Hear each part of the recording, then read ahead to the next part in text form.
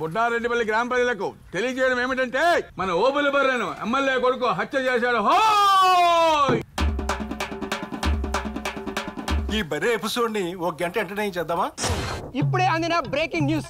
మధ్యంతర ఎన్నికల్లో బర్రె గెలిచే అవకాశం ఉందని తన ప్రత్యర్థి అయిన మాజీ ఎమ్మెల్యే కొడుకు అతి దారుణంగా కిరాతకంగా హత్య చేశాడు. కానీ బర్రె మాత్రం కొన్న ఊపిరితోనే ఉంది. ఆ మోగజీవి ఏ పాపం చేసింది?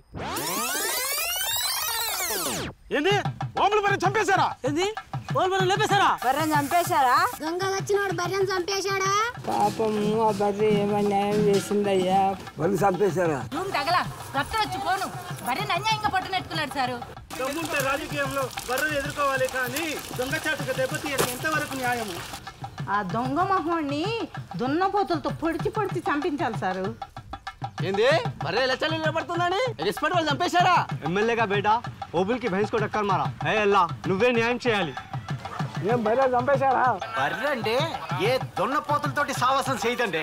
మీకు మూగజీవుల ప్రాణం విలువ తెలిసి మాట్లాడుతున్నారా తెలియక మాట్లాడుతున్నారా? రోడ్డు మీద మనుషులు ప్రాణాలు పోతేనే దిక్కులేదు, బర్రెని పట్టుకొని దానికోసం మీరు ఇంత రాతాంతం చేయడం ఏం బాగాలేదు. ఇది స్త్రీ జాతికి అవమానం. ఒక గోవు 100 మంది తల్లులతో సమానమంటారు పెద్దలు. ఒక పశువు గురించి ఇన్ని ఆలోచనలు చేసే బదులు న్యాయస్థానాల్లో మరుగున పడిన కేసులు ఎన్నో ఉన్నాయి. ధర్మ సంస్థాపనార్థాయ. ఒక్క నిమిషం, ఇప్పుడే అందుతున్న బ్రేకింగ్ న్యూస్. రాష్ట్ర ప్రజలంతా ఎంతో ఉత్కంఠగా ఎదురు చూస్తున్న ఈ దుర్ఘటనపై 2 రాష్ట్రాల ప్రధాన పార్టీలు అత్యవసర సమావేశం ఏర్పాటు చేశాయి.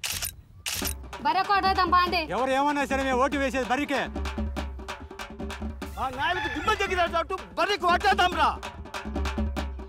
ఈరిగా మన బర్రెకి ఓటేసి గెలిపిద్దాం పదరా.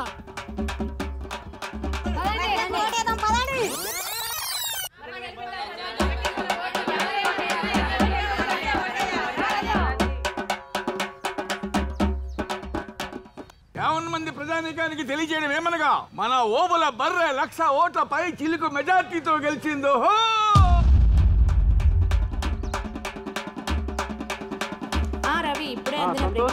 ఇప్పుడు అందిన breaking news. Buddareddipalli breaking news. ప్రపంచంలోనే మొట్టమొదటిసారిగా ఒక మనిషి మీద మూగ ప్రాణి గెలిచింది. మనిషి కన్నా మూగజీవే గొప్పదని నిరూపించిన ప్రజలు.